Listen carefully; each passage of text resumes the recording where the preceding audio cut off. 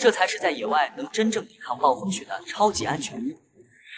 当一场大暴雪突然降临，此时杰克只能连夜向前走，雪中前行非常耗费体力。一夜过后，正当他感觉体力即将耗尽时，他的眼前竟然出现了一间藏在雪中的小屋。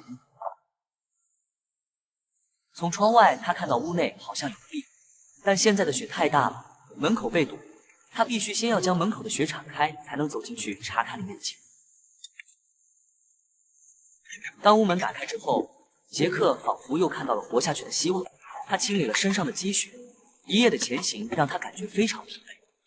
他走进小屋之后，先将透风的窗户关上。看着外面持续的风雪，杰克猜测这间小屋应该是曾经的猎人小屋。屋内不仅有一个大壁炉，而且还放着一些简单的工具。他现在太冷了，他要尽快将壁炉点燃，让屋内暖和起来。如果今天你所在的地区也很冷，那你就在评论区吱一声，或者留下你那里的气温。我看看现在这个季节哪里都开始穿外套。杰克从背包拿出工具，准备将壁炉点燃。现在的他只希望壁炉的烟筒没有漏烟的情况出现。为了让壁炉能尽快给小屋增温，他用水蒸气将篝火推旺。虽然外面的风雪已经持续一夜，但看目前的情况，这场雪可能还会下很久。趁着壁炉在为小屋升温的同时，他也将屋内的积雪清理了出去。清理干净后，杰克感觉这间小屋实在是太完美了，这也许是他在野外住过最好的房子了。徒步一夜，他感觉肚子很饿，现在他要做饭，为身体补充体力。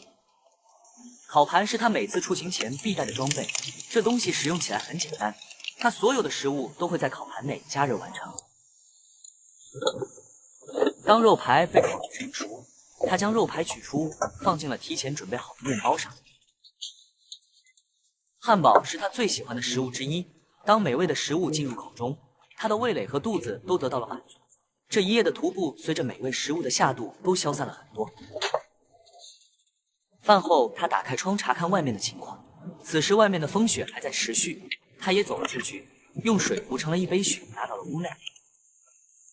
在这种环境下，淡水应该是最好解决的事情。等待水壶烧开的同时，他也暖了暖手。听着外面风雪持续的声音，躲在小屋里的他感觉自己真的是很幸运。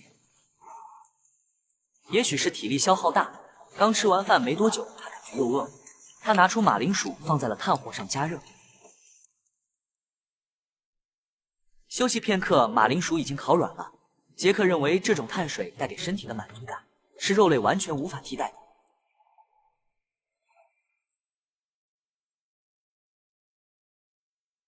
外面的风雪在持续变大，呼呼的风声在席卷整片森林。担心门口积雪，他又再次对开门的位置进行了清理。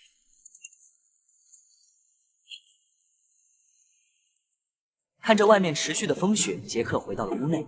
他感觉现在屋内外已经有了很大的温差，虽然外面风雪交加，但屋里却很暖和。他拿出了防寒睡袋，铺在了地面上。此时的杰克感觉已经很疲惫了，听着外面的风雪交加的声音，感受着小屋带给他的温暖气息，刚躺下没一会儿，他就睡着了。